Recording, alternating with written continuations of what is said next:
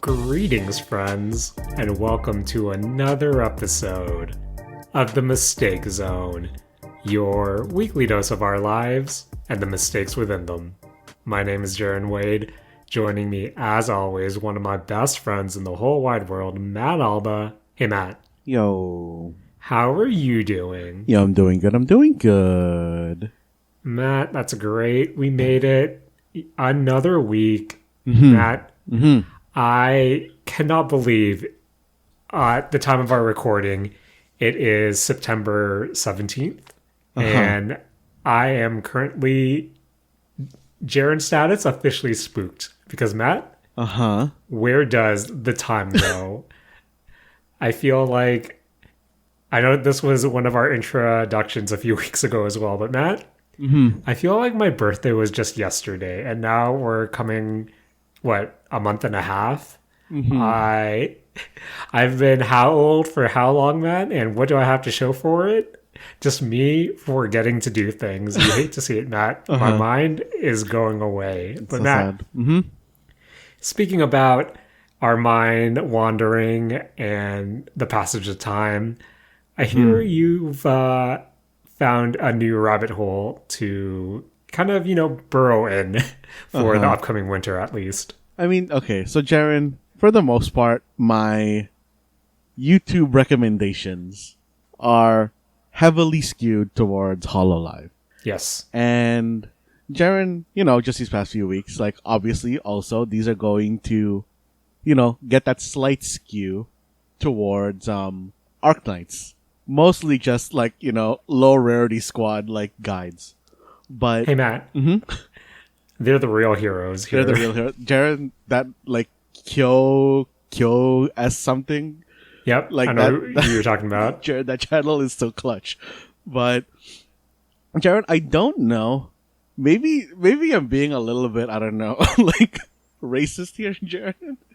But I feel like maybe, like, Arknights is primarily like a Chinese created game, right? Like, I'm not imagining that, right? Nope, you're correct. For some reason, a lot of my YouTube recommendations have been skewing towards Feng Shui. And I've been, I don't know, really falling down a Feng Shui rabbit hole in terms of kind of just this one particular channel called Dear Modern, of this just kind of guy talking about Feng Shuiing your rooms so that they're like better energy for you. And Jaren, at first I thought this was just, some like wild kind of like, it's kind of just like, I don't want to say magic. What's the word I'm looking for here, Jared? Kind of like belief system? I know where you're going, but okay. So Feng Shui right now, it's something that you were aware of, people partake in it, but not necessarily for you. Jaren, I think it might be for me. Maybe it's just this person's content, but this person's Feng Shui related content is making a lot of sense to me. Because, it's all about, hey, preserving the aesthetics of like your kind of like workplace or like, your environment and letting it work the best for you. And I don't know, Jaren. Have you rearranged your room since the last time we spoke? Jaren, I have not, because it turns out that I actually already accidentally feng shuied my room pretty correctly. Okay. And I don't know, maybe it's just confirmation bias of me doing, I'm doing the right thing already. I like where this is going. But I don't know, it's a pretty interesting watch for me right now, Jaren.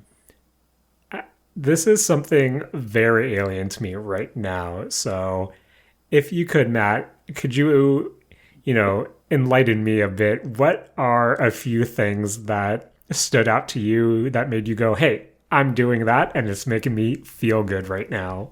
Jaren, there's something in Feng Shui called the command position when you're kind of setting up a room.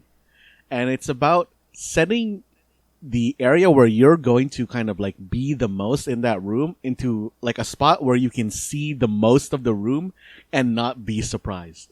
There's also stuff like, hey, positioning your bed so that your head isn't by a door, or like so that it's just primarily about safety, having your feet pointed to the door so that if anything bad is gonna happen, your most precious part of your body, which is your head, is the furthest away from the door. Right. Or positioning kind of I guess these are more like house related things, but positioning desks, couches, and stuff like that outside of kind of pathways, or making pathways between doors so that it facilitates, the flow of like energy better. And I don't know, Jared, like it seems kind of wild to kind of just like be like what I'm saying right now, but watching these videos is really pulling me in. And I don't know if I don't know, kind of just confirmation biasing my way into saying, hey, yo, all this stuff really makes sense. And, but Matt, how's your energy right now? Jared, my energy's pretty good. My energy's pretty good. I've been thinking about buying a proper carpet for, the Saturday morning arcade clubhouse. Cause, I really feel like they could bring this room together. And Jaren, I think my kind of like favorite thing about, in particular, this Dear Modern channel is that this person is like, their primary job is an architect. So seeing them kind of rearrange almost like floor plans and kind of planning houses around good feng shui is really, really wild to me. And you also get to see kind of awfully planned houses, which really makes me like think about why anybody would design a house that way. Okay, now you really piqued my interest, Matt. Jared. In regards to that specifically, what stood out to you, during your adventures in feng shui? Jaren? What would you say are poorly designed house traits? Jaren, I think I actually just recently saw the biggest offending kind of thing for me to ever see in terms of like a house design. Like, just how could you think that it was a good idea to set it up like that? Which is, it's kind of like an ensuite bathroom that connects to just a hallway.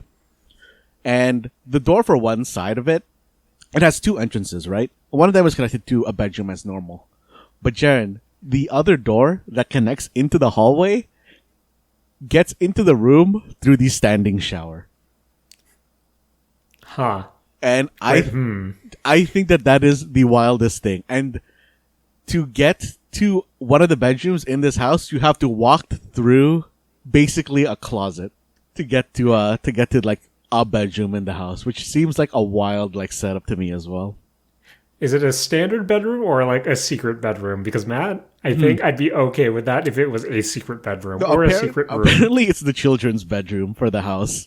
So I think maybe as a kid I'd be kind of like hyped about that, but because it's kind of like you have to kind of go through a not secret area of the house, but like an area you would not expect people to walk through.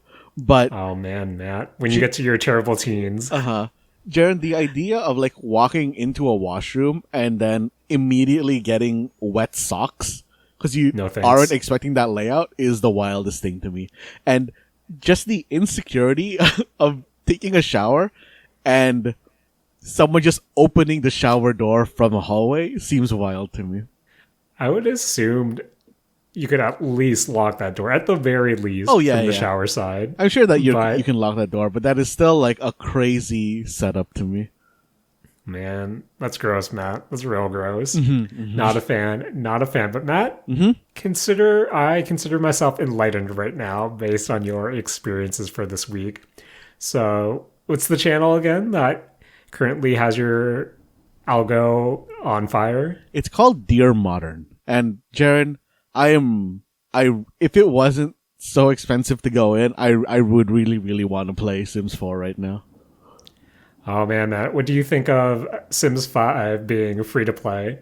Jaren, that scares me. Like, Sims 4 is already kind of like wild in terms of, I think Sims 4 base game is free to play. And then there's like $1,000 of DLC on top of that. And I feel like Sims 5 is going to be even more egregious once it releases. Have you gone deep into Sims 4 or? Kind of. Like, I got, Jared, like, I mean, I guess just say it on here. I acquired Sims 4 in a, less than upright way. And, like, I got, like, pretty invested into it. Like, I got, and I really enjoy The Sims as a franchise. Like, I think as far as, like, long-running franchises go, Sims is, like, one of my more, like, favorite ones or cherished ones. And Sims 4, like, in and of itself is I think like a very fun game, but I think the issue that's always prevailed across all the like kind of new direct numbered Sims is how much is lost between each like new iteration that you have to get back through DLCs. That always stings, but again, with the announcement that The Sims 5 will be free to play, what is something from The Sims 5 that the game can potentially do to make you really want to check it out, to go from maybe I'll give it a spin to okay, this is something I'm really anticipating? Is there anything, whether it be feature wise, quality of life wise, that you're hoping to see in the next installment? I think something like, okay, as far as like features that already exist, I kind of hope that they keep pets as a base feature. I hope that they keep kind of school life as a base feature, or like a pickable feature, because I always felt like those are kind of like two things that I guess growing up really liked playing with, because I guess like at the times those were the stages of life that I was in. Yeah. And I think maybe just now something more like something I liked in Sims 4 is that you can control Sims that are in different locations kind of easily. And I hope that that continues to be a thing. Like being able to wander in the neighborhoods that you've created is something that I'm really kind of like hoping is there for Sims 5. Man, I know within our friend group, especially growing up, everyone did have this affinity towards The Sims where I feel like there was, pockets of time where someone would get a Sims kick, create all of us within The Sims, and then start sharing everyone's adventures on MSN, on Skype, whatever we used to chat at the time. And, that would go on periodically. And I have to admit, Matt, where The Sims is definitely a franchise that I also grew up with and I do have a affinity for, but I think for me personally, my enjoyment of The Sims never actually came from the life simulation, where every time, I hate to admit it, Matt, but every time the pals would share all these Sims adventures and I would try to start simming my own, I would kind of just get bored and not play, where I think my enjoyment when it comes to The Sims was the architecture, was the design, where it's opening your cheat commands or, your cheat box, entering, what was it? Rosebud. Yep. Putting a weight on your enter key just for that to run, and then design a bunch of houses, furnish it to my liking. I know one of the first few expansions from the original Sims, whatever the vacation one was, and trying to make your own hotel. Matt spent hours trying to perfect my hotel. And then I would have my Sim family try to, enjoy it and think, oh, okay, this is kind of boring now. Jaren, did you ever get into like management type games? It's really not necessarily, to be honest. I think it's something I would like in theory, but in practice, I could never say if I did. Matt, who's the studio that does the games such as, what is it, Game Dev Story? And I know what which studio you're talking about. I can't remember the name right now. Kairosoft is the company that does it. Right. And I think to the extent of management games, their bite-sized management games have been the most I've ever been really invested in it. I remember playing their, Game Dev Story, whatever the restaurant equivalent one was, whatever their dungeon crawler one was. Yes, I remember that one. Where I think their mobile games were kind of, really got me through some, boring wait times and lines on public transit. And I think those were the extents that I've enjoyed management games, but I've never played anything really, hardcore, such as a football manager, or whenever I would have a wrestling game, you would have a GM mode, for example. And in theory, that might be something I like, but at the same time, I don't know if my attention span is at the right state to properly enjoy it. But how about you, Matt? Are you a fan of the management games, or even like what's that other genre, like the automation games? When you're doing a factory of sorts. Yeah, like stuff like Factorio or stuff like that. I never really got into the kind of like crazy automation games like Factorio, but something like RimWorld or like Prison Architect, or even like actually any of the tycoon games like Roller Coaster Tycoon, Zoo Tycoon, and stuff like that, were all games that like kind of fell into my genre, where you could kind of build up a place and kind of just have, for lack of a better word, you're like automatons do things for you. Yeah. As you kind of like build up the world itself is something that I kind of like really enjoyed. Like, I think the deepest I got into a manager game, and I never really even got that deep, was like probably Idle Manager. I don't know how deep into that you got, Jaren. Honestly, Matt, Idle Manager has a weird place in my heart, just because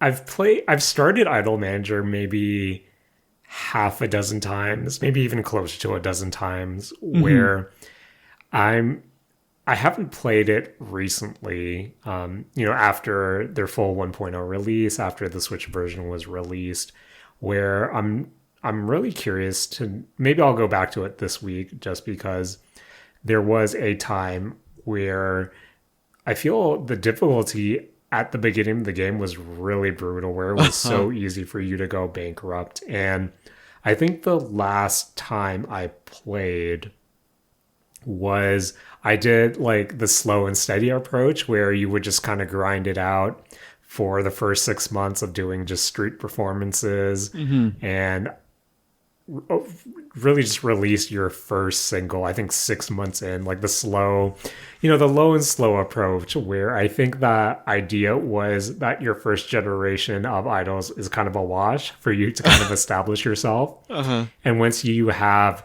that cycle down, that's when you start pumping up the next generation, which is really skeezy. But Matt, who said managing idols was a wholesome and fun business, but I think I ended up stopping right before I was ready to introduce my second generation. Once I was kind of okay money wise, I think I paid off my debt at that point, and I still didn't have like a full album out. But just still beating my idols with this, same routine over and over. But yeah, I think Idle Manager was the deepest I've had with a manager, sim or so.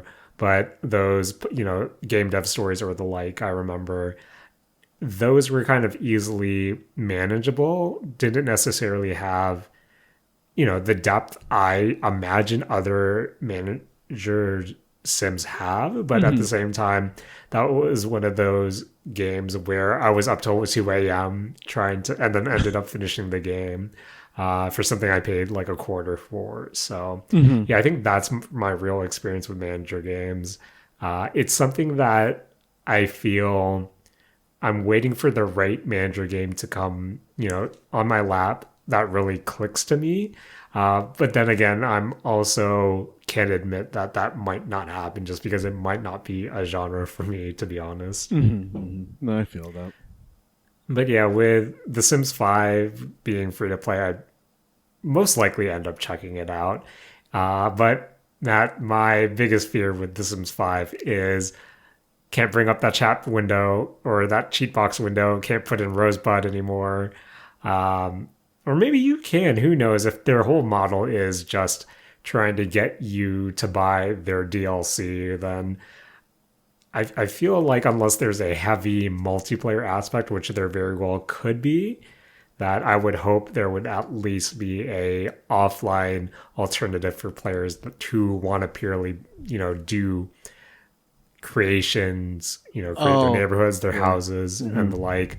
A creative mode, so to speak, rather than a survival mode in The Sims 5. But, oh man, Matt, all this to say, Matt, what's your next feng shui move? Jaren, I think I'm going to. I don't know. I think the carpet is really my next feng shui move, because I would like to have a nice carpet to tie the room together.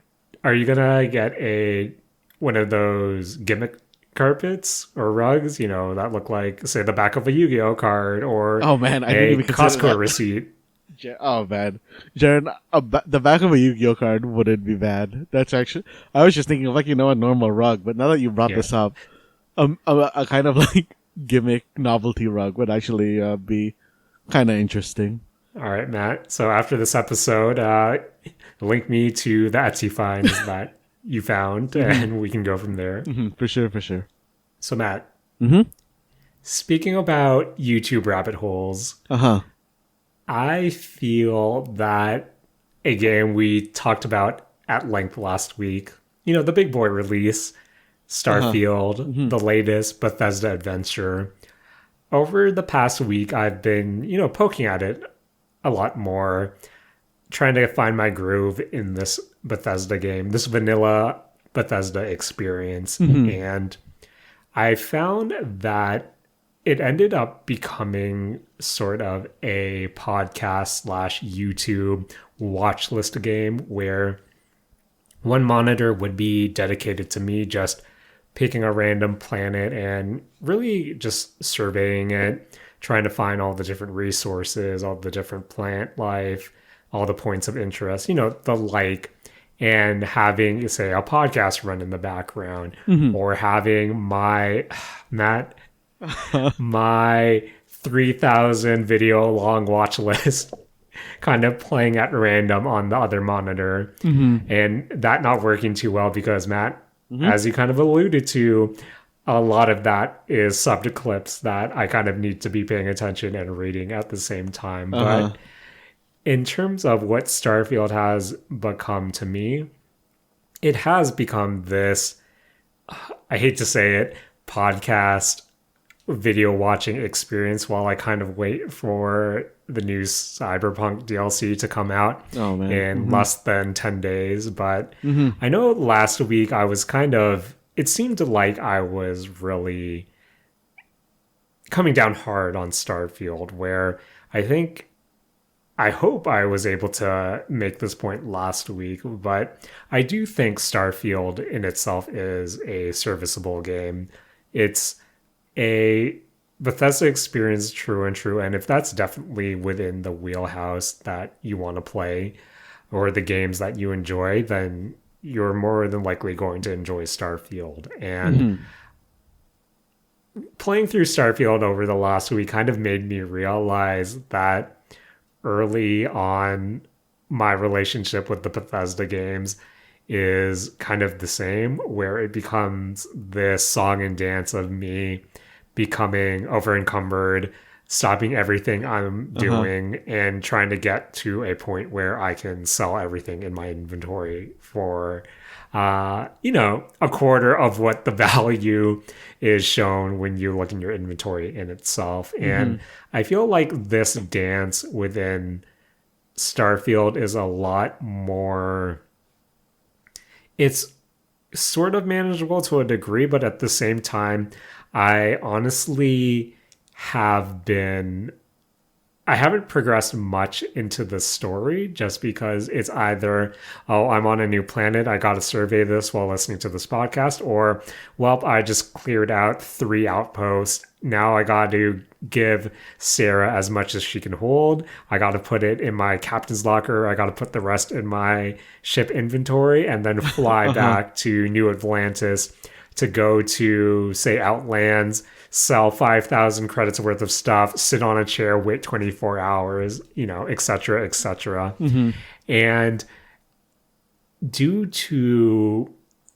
I honestly do feel like you're starting inventory weight is really low compared to the previous Fallout games, or Skyrim or Fallout, or the previous Bethesda games that I've experienced, where I'm making those trips so frequently, and that's kind of what it's emphasizing, that this has become a podcast slash pastime game, where I'm not necessarily, maybe it's just because that's how I play these games typically, but I'm not inclined to kind of further the story. It's okay, let's loot a point of interest right now, dip out, sell everything, and then I'm done for the day.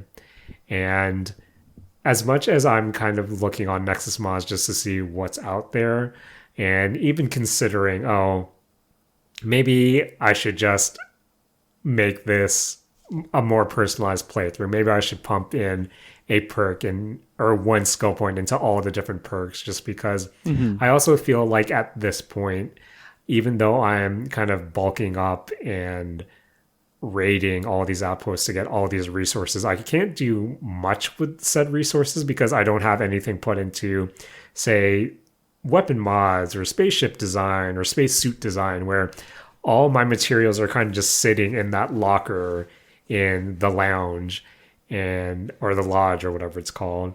And I'm kind of just looting for the sake of looting. You know what I mean, Matt? Where I have no purpose with my looting because I can't necessarily do anything with my looting.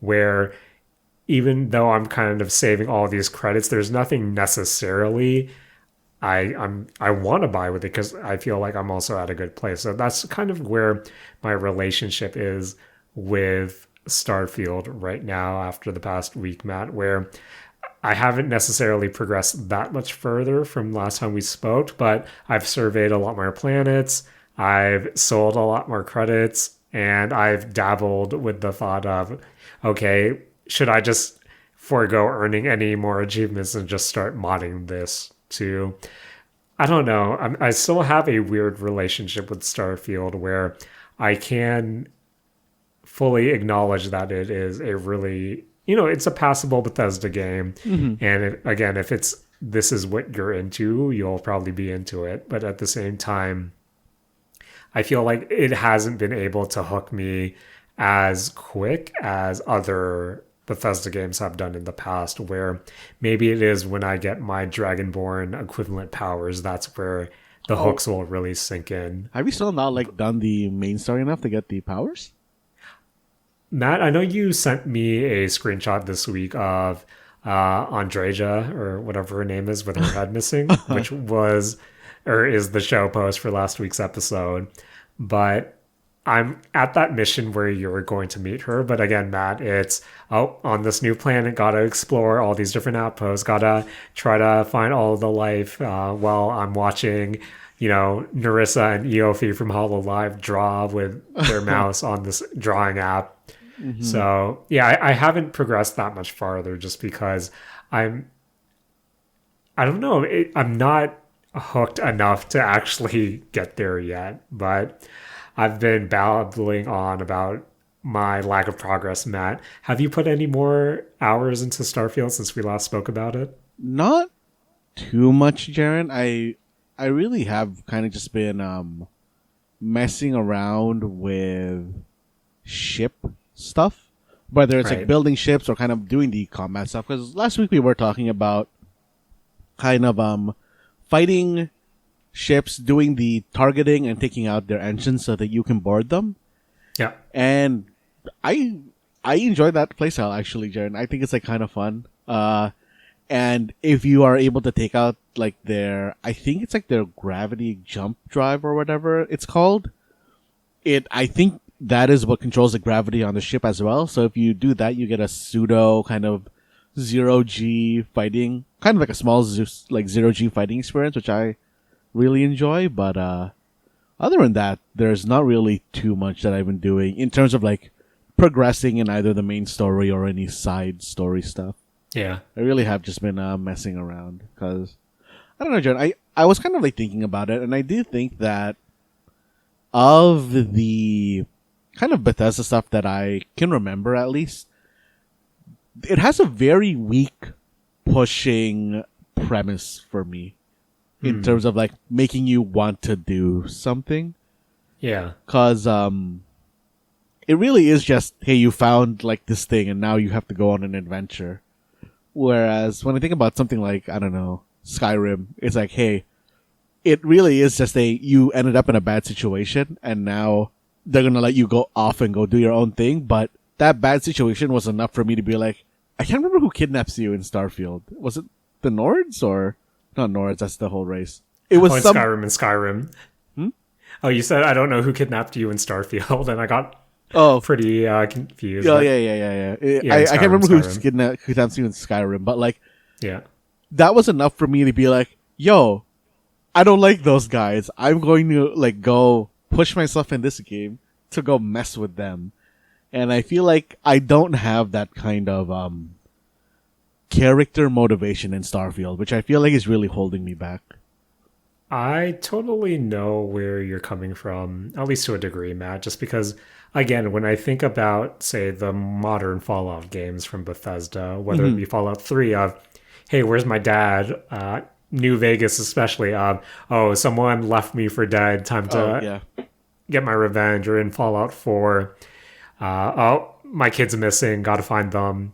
And even 76 to a degree where, oh, okay, you have to kind of rebuild this post-apocalyptic world and you're one of the first settlers. And I feel like it's also in between, hey, it has that motivation. I think playing through Starfield and not necessarily being that invested in wanting to craft a ship, I think that's where it also loses me, where I'm not necessarily a big space sci-fi guy, where, it might sound boring, Matt, but I think a lot of the times I do like a good urban aesthetic. I like whether it be kind of modern or, near, not so far off in the future, but kind of that light cyberpunk, light, kind of cyber tech kind of aesthetic as well, where something like the Mihoto games, I believe they're the developer, whoever made the Genshin Impacts, where sure I invested a year in Genshin Impact, but their next game, which is, I forget the full name, but what its acronyms like ZZZ or something. Yes. But that Zenless Zone Zero, that's it. Yes. Thank you. But yeah, that aesthetic, that urban kind of, not necessarily far off future, but it has that, tech aesthetic that I really do enjoy. Or even something like Arknights to a degree as well. I kind of like that vibe where I find myself, I can more easily engage with that setting, where with something like space, I don't know, that in itself isn't why I'm going there. It is really for, hey, this is a new Bethesda experience that I want to try. So I'm gonna still kind of pick away at it. At least I want to see what those Dragonborn adjacent powers are, and see if that does anything to the play style, or make me interested in general. But even for the most part, a lot of the NPCs I'm meeting for the first time seem pretty likable. Sarah is my current companion, and just learning more about her, a lot more about the other members of Constellation has been fun as well. And if there is anything that will make me stick with Starfield, it is the characters. And kind of getting to know everyone around me. And Matt, I had, my kid stuff perk start kicking in with, getting a letter saying from my Starfield parents to visit them at their condo. And Matt, I remember, you picked kid stuff, right? Yeah, I picked kid stuff. I know during one of my resource drop-offs at that hopefully infinite box next to the, in the basement of the lodge, Matt, when I entered that one time and then I saw my Starfield parents talking to Noelle or whatever, Matt, I had the biggest doofy smile on my face just because, okay, this is why kid stuff is probably the best perk that you can get in the game. Where I, if there's one thing I'm kind of hoping for when it does come to the perk system, considering that I have kid stuff and I have wanted, I hope they're as terrifying as the situation would be, in kayfabe, of course. I would hope that there is also an interaction that, takes into consideration wanted and kid stuff and giving you a situation that, has your parents kind of interacting with a mercenary kind of sent to get you. But Matt, has kid stuff brought any smiles to your face during your time?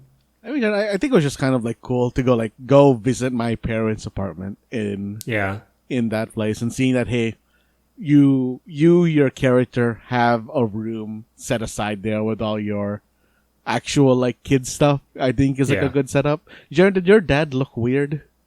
Yes. Nice. The mom, I know a few people. I was reading a few posts of people who also picked kid stuff, and everyone said, "Oh yeah, the mom character usually looks like your character, but the dad seems like they kind of just mashed random on the character select screen and hoped for the best." But I thought my mom character in Starfield didn't necessarily look like my avatar in the game. How did your parents end up looking in Starfield, Matt? Yeah, my dad kind of just looked like the sliders were all max or min in a random order. But my mom really did kind of just look like an older version of my character. Like, it is almost just like they kind of took the layout that I set up, maybe shift things up or down a notch, and then added age, and like that's about it. Yeah. I really do like the kid stuff perk, though. I think it's just kind of a novel interaction. And again, I'm looting everything, so I think my parents will be covered for the time being. But yeah, Starfield, as I said, I'll continue chipping away at it, but I think about how I started, Skyrim and the Fallout, like their modern Fallout games, and a week out, I was probably at least like 40 hours play time, but maybe it is just this point of my life where it is kind of getting really harder to invest in such a meaty game like this. So seeing I believe last time I checked, it was like 16-hour play time, would be alien to Jaren of yesteryear. But yeah, for the most part, I do find it kind of just relaxing surveying planets in itself.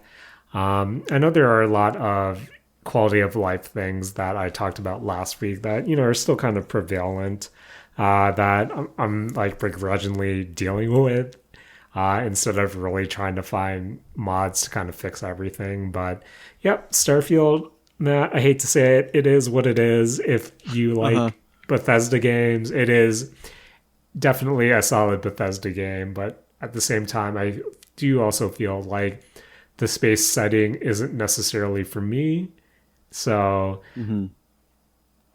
I think I do, Matt, playing through Starfield kind of just makes me want to reinstall Fallout 4. But again, Cyberpunk is just around the corner, and I feel like that will definitely kind of scratch my itch of wanting a, open world RPG, character RPG like this. I don't know what genre these games are at this point. But I think all the different updates, and just what they've done to the game. It's been so long since I played vanilla Cyberpunk 2077, so it will be nice to kind of step back into it. And I know this was kind of a discussion I was having with our pal Julian, Matt, but what do you think of, CD Projekt Red's release of not only the 2.0 patch, but like the Phantom Liberty DLC, where the 2.0 patch will go live, I believe the 21st 1st or so. Yeah. And the DLC will come out the 26th. What do you think of the patch coming out and being released prior to the DLC? I think that's like a smart choice because I feel like, for me personally, Jaren, if we weren't going to do a show about it anyway, I would have been far less interested in the DLC and the new content patch if they were released on the same day.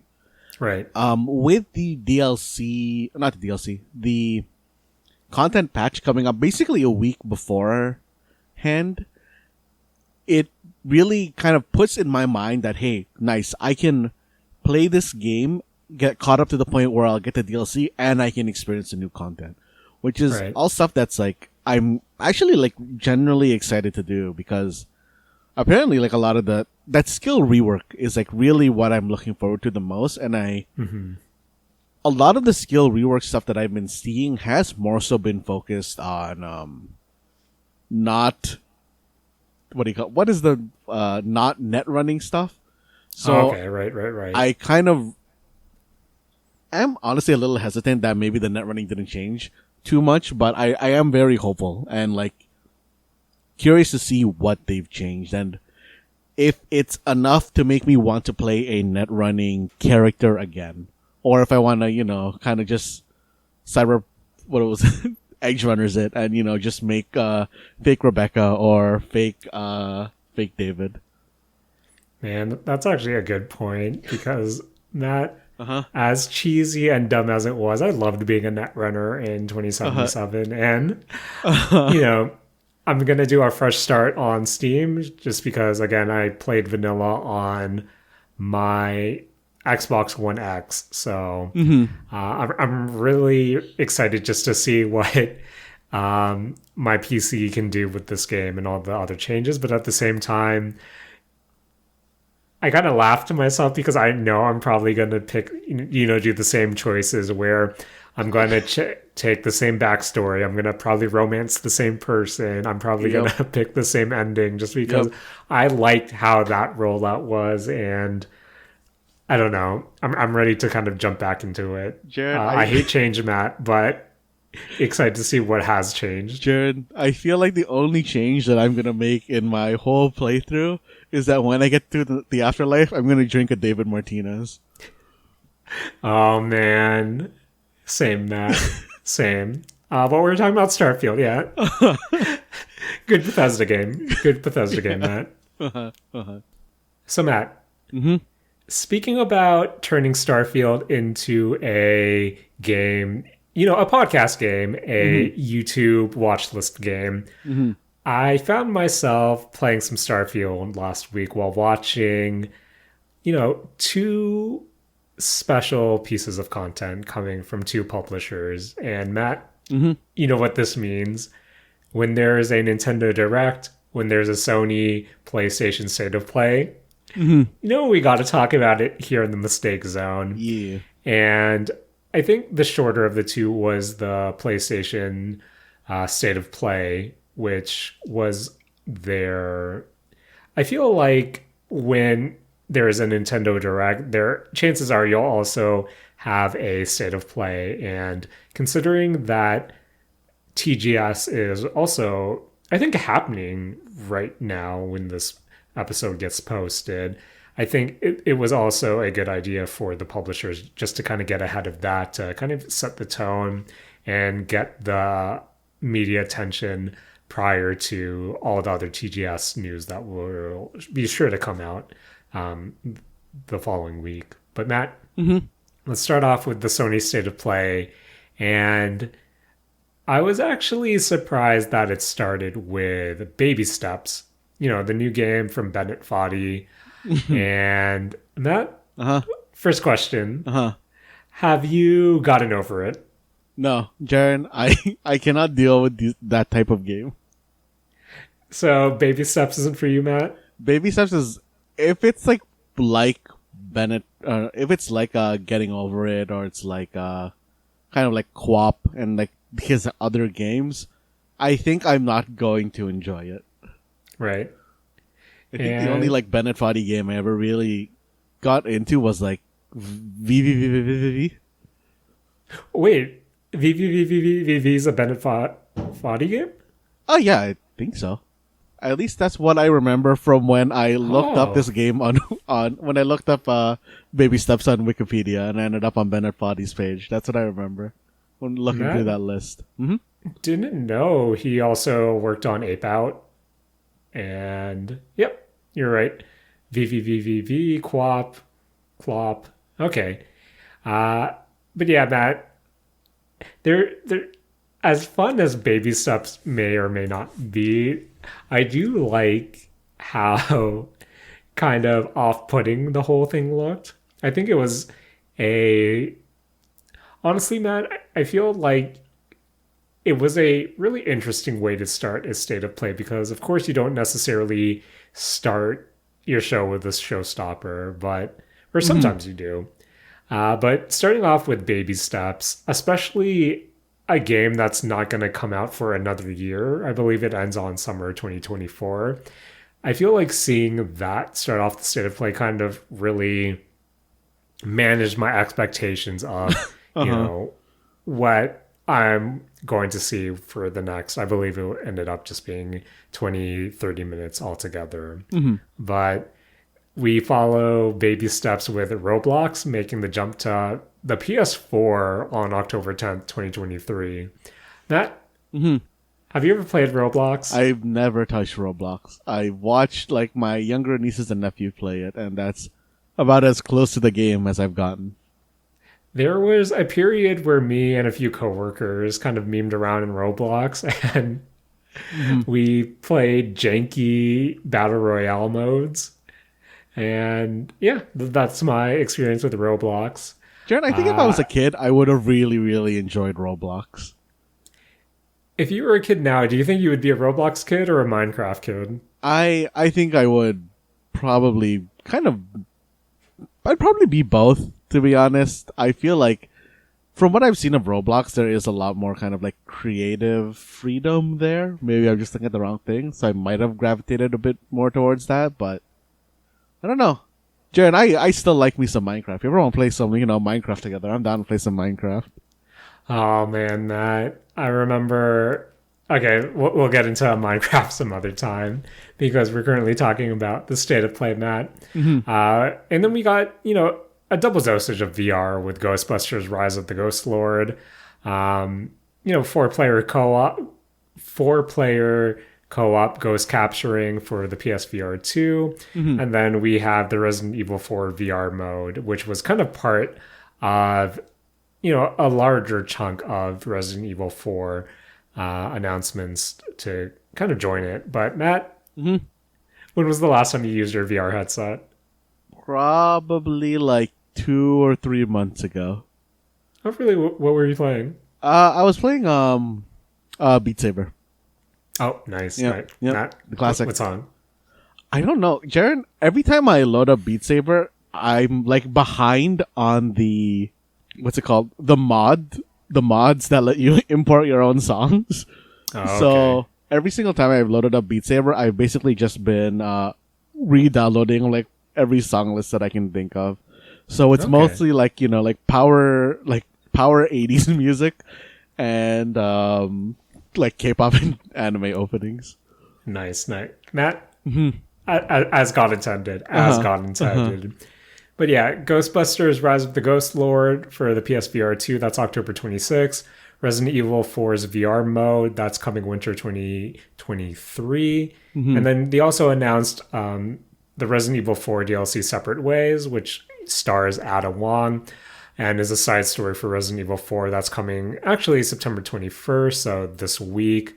And then we also have Resident Evil 4 Mercenaries getting a free update. I typically like the mercenary modes in Resident Evil, Matt, and Resident Evil 4 is a game that has a special place in my heart because, Matt, I'm not sure if I ever told you, but as I alluded to back when we had our Nintendo 64 episode, Matt, I'm still bad at video games, but growing up, I was really bad at video games where A lot of the times I would only play a video game if there was a difficulty setting that I can set to easy, or if they had cheats that I can just turn on invincibility mode or something. Yeah.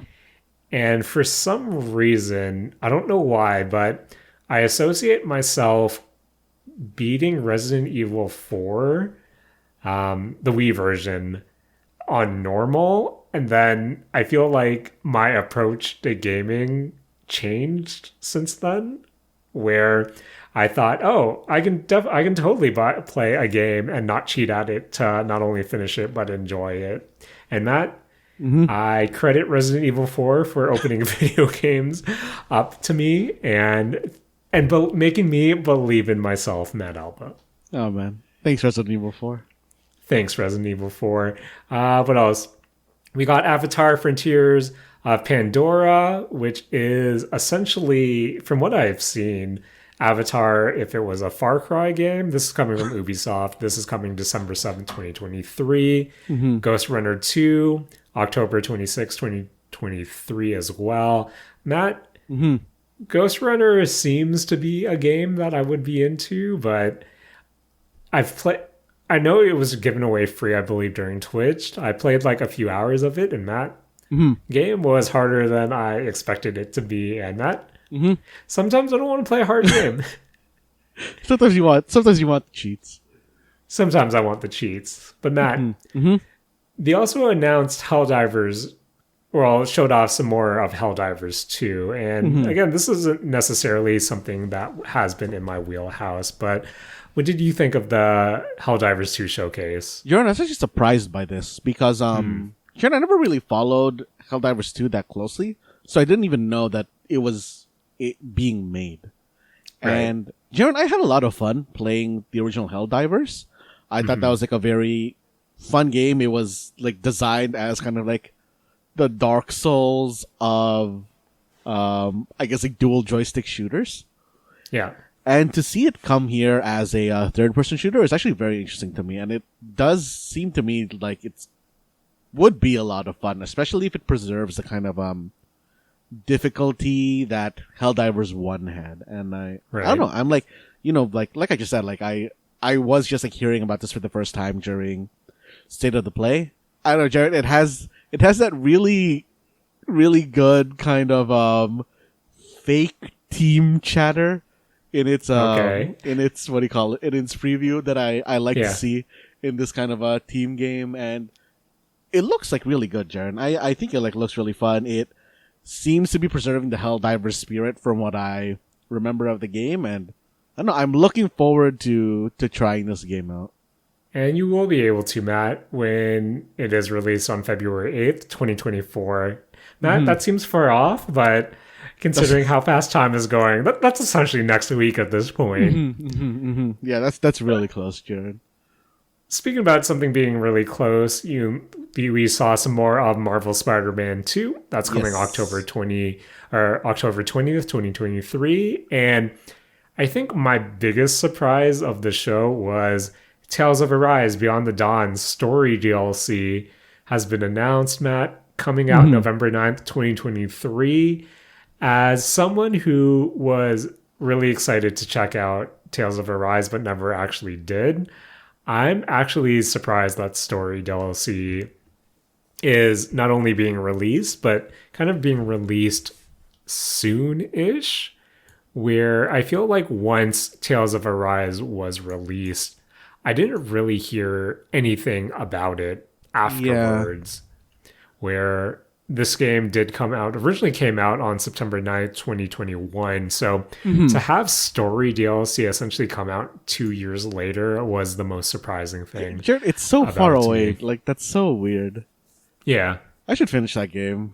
Did you start it, or? Yeah, I got like maybe a third. I felt like a third of the way through Tales of Arise. Like, I enjoyed it. I thought the fights in that were like really fun, and I kind of just like fell off it because I started playing something else. I can't remember what. I don't know. It's odd to me, Matt, just because by the time, let's say, Elden Ring's DLC comes out, that's probably going to be 2 years out of its originally released. And when it finally does come out, I wouldn't be surprised by it, let's just say. But something with Tales of Arise, I was pretty surprised to see it, which goes to show how my old man brain works. But Honkai Star Rail is also coming to the PS5, coming October 11, 2023. Matt, I have friends that love some Honkai Star Rail. Never got into it. Jaren, I can't get into it. Jaren, I can't like explain to you, like the first time I saw Zenless Zone Zero, I was like, oh, this game looks sick. And then when I found out that it was a gacha game, I got so sad. Yeah, I know what you mean, Matt. Where as someone who literally played Genshin Impact literally every day for a year straight. I don't know. There's something about having a quality game. I know this is so hypocritical of me to say, but there's something so disheartening for me to see such a quality game be gated by gacha in a way where as we kind of alluded to earlier in this episode, Matt, of course you have people putting together, hey, here's some low operator clear guides, or here's how you should be building. And even with Genshin, a lot of the content can be cleared with, starting operator or starting units. You usually get enough pulls, at least for 1/10 pull every kind of patch. So there are ways for you to kind of get characters. And again, they're usually designed in a way that you can clear most content casually. And it is only if you want to do the hardcore endgame stuff that really does kind of require you to have the necessary characters. And again, that's such a small portion of a otherwise large casual audience. Where it is still kind of, I don't know, it is disheartening just because, Matt, as someone who likes to pull for the pretty looking characters and the nice art and the live 2D backgrounds, it hurts sometimes, man. It hurts. I mean, Jaren, I know we're not going to be talking about it this week, but there is like that whole theory that's why Unity's doing their whole pricing change because of this. Matt, I know we were going to talk about the Unity stuff this week, but I'm currently waiting to see because I know today or so they released a statement saying, hey, we heard all the feedback, all the criticism, and we're going to meet this week and share what we discussed later on this week. And I'm really curious to see what they say. Yeah. But two more things from the State of Play. We have Foam Stars. Matt didn't know this was a Square Enix game. Yeah, that's surprising. But open beta starting September 29th and a full release in 2024. Matt, what do you think of the characters Mel T and Penguin? Good names. I don't know what they look like. I'm assuming they're probably going to have like, a decent design with names like that. Matt, Mel T is ice cream inspired and Penguin has a penguin looking mask. Yeah, that makes sense. And to close off the Sony State of Play, Matt, we have Final Fantasy VII Rebirth, a new trailer showing gameplay and story, February 29th, 2024. And Matt, if a kid had, say, a kid today, a youth today, a new video game player today, say they didn't play the original Final Fantasy VII growing up, or just in general, would you recommend them check out the original Final Fantasy VII, or would you just point them to the remake at this point? I mean, I'd say just go for the remake. Like, I understand that Final Fantasy VII original is like, a classic, but I haven't played it recently, but I wonder if it's kind of like, I don't know, game practices hold up in current like quality of life sort of environments. And I'm just really curious to know if how much they subvert from the original game, and if they turn it into its own thing. So we'll see. Matt, do you think with the second installment of the remake, do you think this is the time that they can really make it its own thing, or do you think they can still, for the most part, kind of follow one-to-one story beats here? I think that they could. Like, I wouldn't be surprised if they actually deviate here, because I think that would be really interesting, and it really lends itself well to the name, like the subtitle of Rebirth. Right. And I don't know, Okay. that would be very interesting to me. Also, Jaren, there was like a clip of Cloud kind of just going around on a Segway, and for some reason that made me feel so old. Oh man, Matt. I was gonna say love me a good Segway, but I've never been on the Segway, Matt. Jaren, I haven't either. When I was younger, I so wanted to ride one, but now I feel like I'm just gonna hurt myself trying to use it. Matt, every time I get on a skateboard, just to cruise around, to try to make me feel young. Not gonna lie, the fear of God is stricken onto me every time I get on a skateboard. Nice.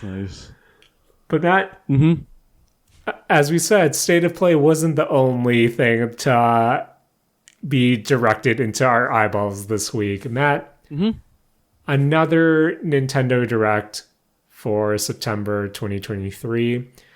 Matt, did you watch the Japanese version? I skimmed through it. I didn't fully watch it. Was Fit Boxing featuring Hatsune Miku shown off in the Japanese one? I can't remember. Jared, I feel like my idea of that right now is kind of just from what you sent to me. Okay. Telling me to go buy it when I go to Japan. Please do, Matt. Please do. But Matt, aside from Fit Boxing featuring Hatsune Miku, I believe is a March title.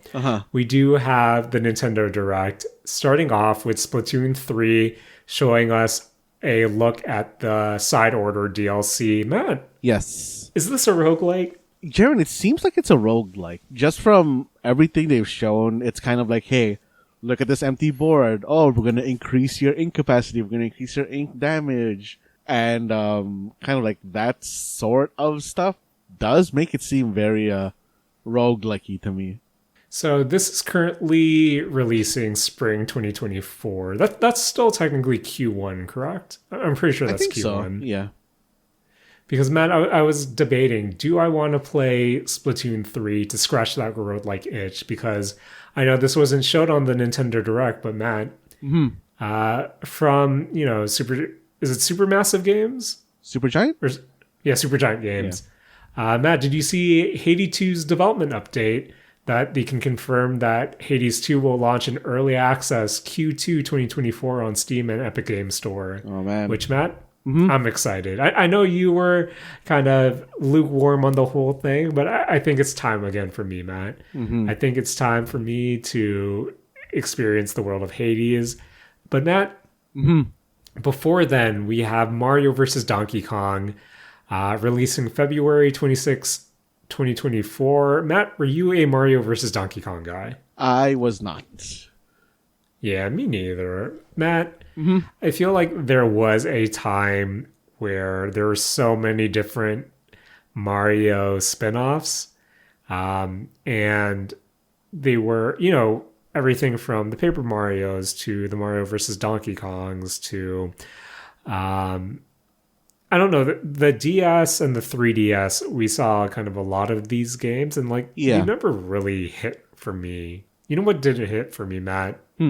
Mario Hoops 3-on-3 basketball, which, Matt, I hate to admit it, but I think about Mario Hoops 3-on-3 basketball way more than I probably should in 2023. And since it's released, they should bring it back, Matt. Also kind of developed in conjunction with Square Enix. But Matt, Prince of Persia, The Lost Crown, January 18th, 2024. Horizon Chase 2 was also announced for the Switch. Another, I love me a good, hey, this is coming out today drop. And Horizon Chase the first one, I remember playing a lot on Steam. I believe I got it from a Humble Bundle, and it really did scratch that, arcade racer itch that you don't necessarily see a lot of today. Jared, I think when I was watching the Nintendo Direct, I kind of like looked away from the screen for a bit while I guess like the title card and stuff was playing for Horizon Chase 2. And when I looked back, I was just like looking at gameplay, no title card or anything. I got so unnecessarily excited because I thought they brought back Excite Truck. Oh man, Matt. Jared, oh, Matt, those first few Wii launch titles were wild. Jared, Excite Truck is like a prime Wii gaming memory for me. Why do you think they haven't brought that back? I don't know. Like, they haven't even like done anything with like Excite Bike recently, have they? Yeah. Like, it's been reduced to like a Mario Kart track. Yep. How does it feel, Matt? There's no Excite Truck representation in Mario Kart. That's so sad. Yeah, you know what? Like, they have the chorus. Like, I don't... Like, they could have just made a buggy for it or something. Matt? It was bad. Moving on, we had Super Crazy Rhythm Castle, announced with music from iconic Konami games, releasing on November 14th, 2023. That looks interesting. And do you know what it's slipping my mind. What kind of game is this? Is it not kind of just like a pseudo rhythm game, kind of like in the same like thing of like theater rhythm and stuff like that? I thought that's how it like worked. Yeah, I don't know, Matt. Again, here comes old man Jaren poo-pooing on everything. Where I think I need me a good anime aesthetic to play through a rhythm game that features video game music because Matt, I think all the Bang Dream covers of video games adjacent songs were really fun, but I remember playing D4DJ back when I used to play DJ4DJ, and it was like, hey, here's the original song from all these old video games, and I thought, man, I really don't want to play through these. Give me like a cover or something that is more modern. But Matt, I know they don't start shows with showstoppers, but Spy on Ya, Operation Memories, releasing in 2024. Matt? Oddly excited for Spy on Ya. Spy on Ya's a good name, I think. That's a great name. And we also got a brand new look at Super Mario RPG featuring, gameplay elements from action commands to post-game boss rematches. Yeah. November 17th, 2023. Matt? What did you think of the better look at Super Mario RPG? I mean, it looks like how I expected it to. Like, it does kind of like, does just seem like a very nice looking version of Super Mario RPG.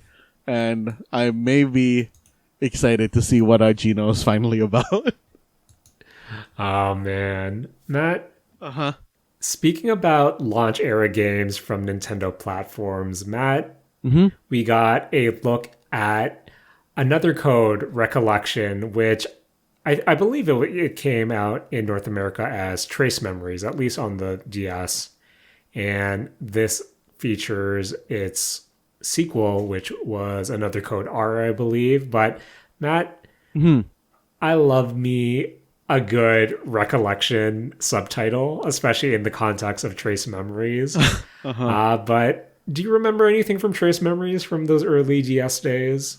Jaren, I don't think I ever played like any games in this series before. I remember the box art, and all I remember is a lot of people wanting the protagonist to be in Smash because, of course, Matt, anything on the Nintendo platforms, any protagonist should be in Smash.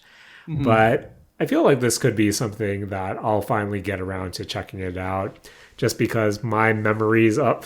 Matt, speaking about, less noble means of owning games, I feel like in the heyday of having a DS and what was it called, an R4 or whatever you used. Yeah. I feel like every time I would load a game on an R4, the memory would corrupt and all my progress would be lost. Where I never got far into Trace Memory, so I think this would be a good way to kind of be reacquainted with it, with this Recollection, Matt. But speaking about Smash Brothers vibes, yes, what did you think of Princess Peach Showtime and it releasing on March 22nd, 2024? Jared, I'm kind of interested in it. I don't know if you got this as well, but like, it felt like it was giving me like a hard Persona vibes. And I don't know, maybe it was just like that one like scene where she's like running up the building with like a sword and sort of thing, but something about this is, I don't know, kind of interesting to me. And I think it's like, a real step up from Peach fighting people with her emotions. No, definitely. Where I think this was a really good showing of the game, and it really did make me interested and really curious about how the game will play. Just because I believe the backdrop is, this is all taking place in a theater. So I'm really wondering how the combat will work, how the exploration will work, especially if a lot of the battles seem to be confined to these theater stages. So I think it really did look really nice, and I am interested in playing it this coming March. But Matt, next Smash Brothers, Sakurai is probably thinking about it right now. Do you think, say, Peach is adapted for Showtime moveset and Daisy gets the original Peach moveset from the Smash Bros. Games, or do you think this is a scenario where Sword Fighter Peach will be a separate character? I almost feel like if they don't fully make the Princess Peach moveset kind of the Showtime moveset, I think at best she gets like one, like her A moves become like Showtime Peach. Okay. At best. Oh man, but that's like really interesting. I think it'd be like really cool if Daisy does preserve the Peach moveset and she does move into the Showtime moveset. That'd be really cool. Then again, who knows what the next Smash Brothers will even entail. Matt, gonna lightning through some of these. Yes. Saga Emerald Beyond 2024. A Tomb Raider 1-3 remastered collection was also announced for February 14th. Happy Valentine's Day, Lara Croft. Happy Valentine's Day. Detective Pikachu Returns, Matt. October 6th, 2023. Is this on your radar?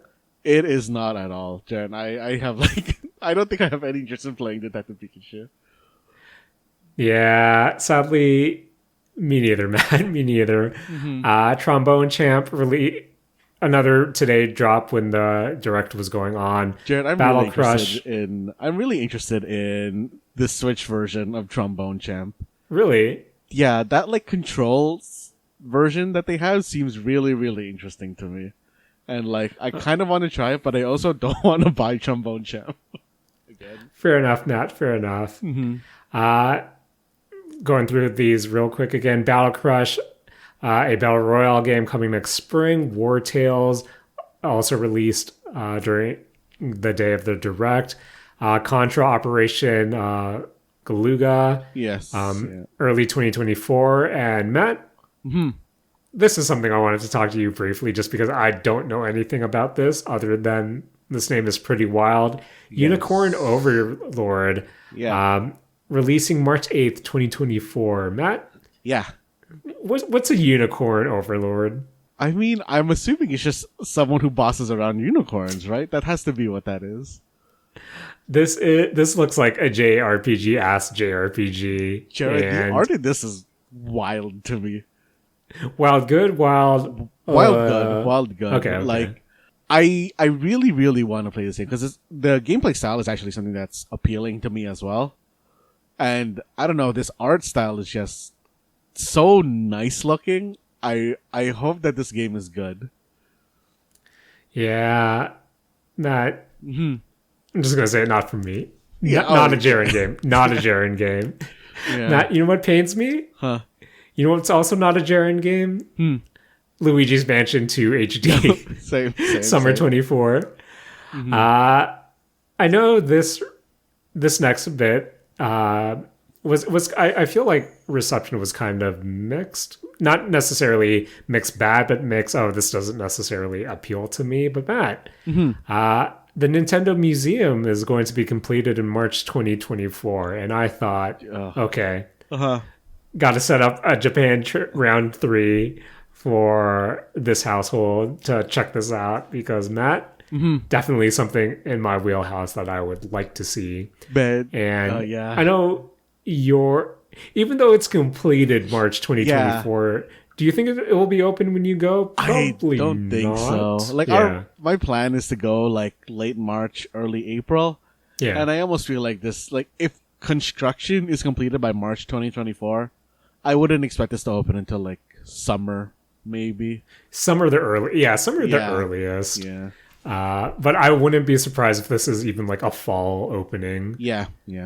2025, Jaren. If I go in 2025, I'm down for to go again.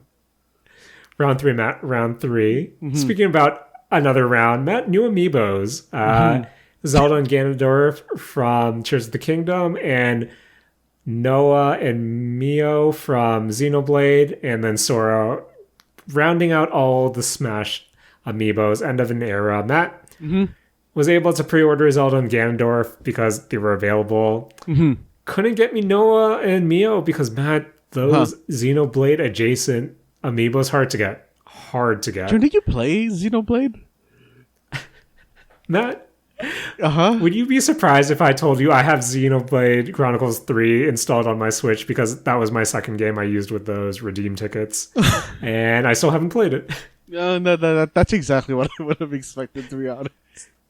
Matt, the surprise drop for me for this whole direct was F-Zero 99, the latest 99 Battle Royale from Nintendo.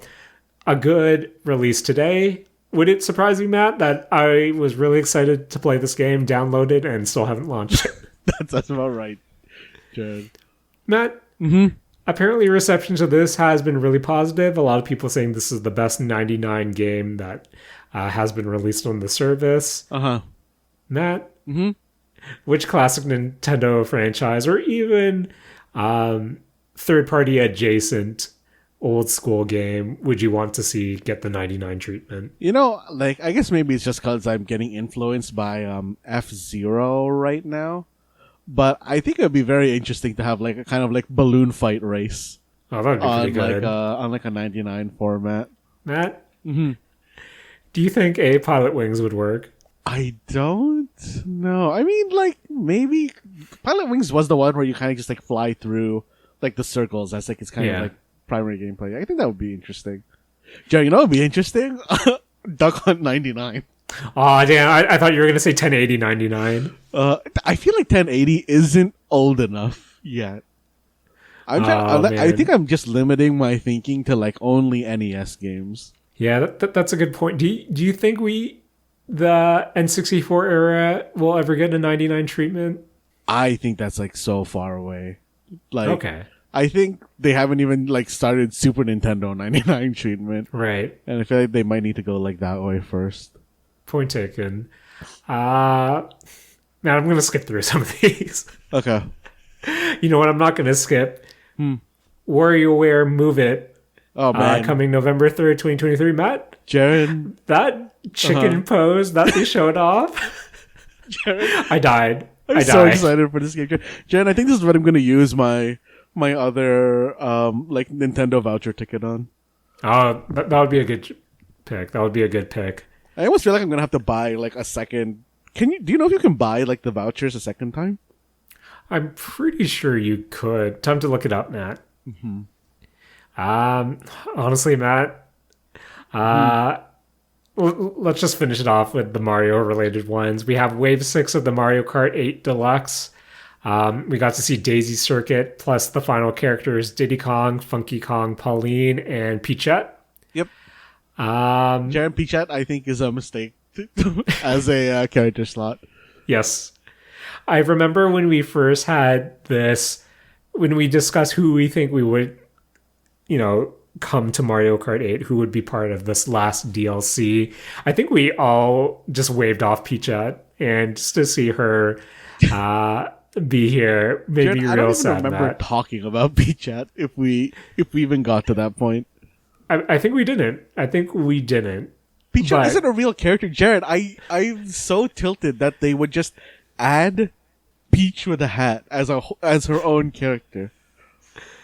Man, and it's not even Sword Fighter Peach. That I would have accepted Sword Fighter Peach as a cross promotion for Showtime. Yeah. But not like this, man. Not like this. Not like this. Should have just added Bowsette at this point. Sure, okay, hang on. Do it, you cowards. Bowsette isn't a real character, right? No, she's not a real character. I can never remember if she's like... No, they're not a real character. They're not. Okay. That Bowsette exists in perverted minds. And Nintendo should acknowledge this part of the fan base. And they won't because they're cowards, obviously. Matt, the show ended with Paper Mario, The Thousand-Year Door, coming to Switch in 2024. Does that mean anything to you, Matt? I kind of want to play it. I never played it on its first time around. And for some reason, I don't know if this is real or not, but I remember Julian talking about this game a lot. Yes. When we were like younger, and it makes me want to play this game. Play it for Julian. High school Julian, yes. For Julian, yeah. I do associate this with our friend Julian. But Matt, that was the Nintendo Direct, and again, there were some pretty neat announcements to come out of it. Again, I think the biggest thing for me was probably Showtime, but if I had to be super honest, Matt, like super honest, this definitely felt like they're really stretching before the Switch 2 stuff starts popping off. Yeah. Where something like, honestly, when I see Princess Peach Showtime releasing March 2020 or March 22nd, 2024, you know there's probably going to be a Switch 2 version of this. I think something even like Paper Mario, depending on what the backwards compatibility is, which I hope is actually really good. But if Nintendo's going to Nintendo, then I see something like Peach Showtime and Thousand-Year Door to get cross releases. Switch 2 versions as well. And I definitely see a Tears of the Kingdom being a updated version when that thing launches. But for the most part, I think for me, this was, okay, I know you're kind of biding your time, but this really just made me long for, okay, when will we see the Switch 2 announcement? But, or your thoughts of the latest Direct, Matt? I mean, like, I'm kind of similar to you, where it does like kind of seem like there's not going to be anything big in these anymore. I am generally excited about Side Order. I kind of do want to go check that out. And I guess, like, in addition to that, those list of games that you said are probably going to get a Switch 2 port if there's no backwards compatibility. I think Super Mario RPG is also, like, a good contender for that as well. But Jaren, that WarioWare Move It, I think, is, like, the highlight of this show for me. Matt, what was that memer guy that we really liked who said, what was it? WarioWare Stick It Up Your Ass edition? I don't know if it was like Chad Warden, but like it was Chad Warden. It was Chad Warden. Oh man! Apparently he's a lawyer now, or a doctor or something. Good for him. Hey Matt, we all grow up sometime, unfortunately, but not us here in the Mistake Zone. And Matt, that was another beefy episode, and I'm sorry about my volume spikes throughout the episode, Matt. I'll fix them. Thank you, Matt, for fixing it and editing and joining me, as always, on the Mistake Zone. Oh, man, Jaren, I gotta thank you for, hosting the Mistake Zone, as always. Thanks, pal. Matt, we want to thank my old man brain because I forgot the Feng Shui channel you recommended. Dear Modern. Want to thank Dear Modern. Want to thank Sarah from Starfield. I want to thank the goth girl who wants to work at the bank, whose name slips me. I want to thank... What else did we talk about? The State of Play. I want to thank Quap, I guess. And I want to thank Bowsette. Do it, Nintendo, you cowards. Do it. I don't. I specifically want to unthink Peak Chat. Oh, man. At least we have Pauline, Matt. At least we have Pauline. And at least we have you to take it away. Well, this has been the Mistake Zone, and we're all out of WarioWare Shove It Up Your Ass games.